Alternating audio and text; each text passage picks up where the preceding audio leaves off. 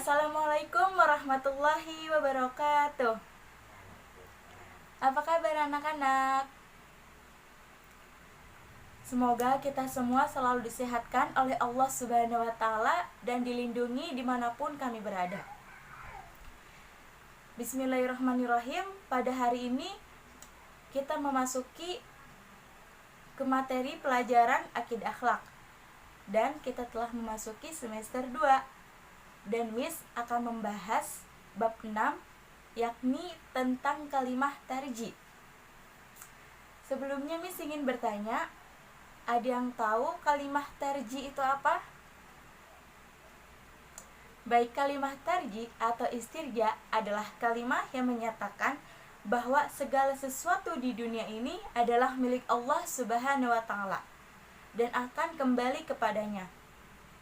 Jadi segala sesuatu yang ada di dunia ini adalah milik Allah, baik berupa manusia, hewan, tumbuhan, langit, bumi, dan benda sekalipun adalah milik Allah Subhanahu wa Ta'ala. Tarji termasuk kalimah thayyibah yang artinya ucapan yang baik.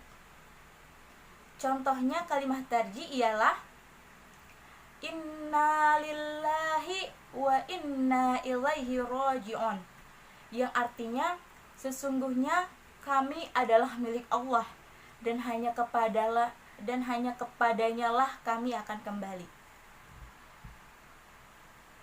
Selain itu, kalimat tarji diucapkan ketika kita ditimpa musibah atau mendengar adanya musibah.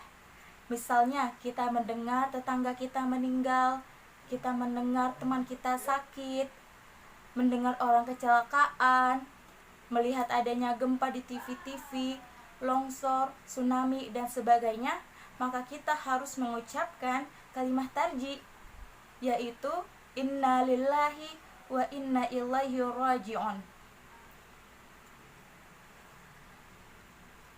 Seperti firman Allah Subhanahu wa Ta'ala pada Quran surat Al-Baqarah ayat 156 yang berbunyi Allazi idza asabathum musibah qalu inna lillahi wa inna ilaihi raji'un,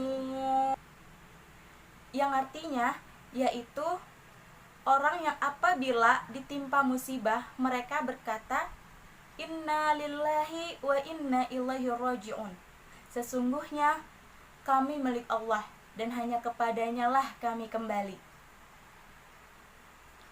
Dan kalimat tarji mengajarkan kita untuk bersabar dan ikhlas, yaitu dengan mengingat kembali siapa diri kita sebenarnya di hadapan Allah Subhanahu wa Ta'ala. Karena manusia adalah milik Allah, dunia dan isinya adalah milik Allah.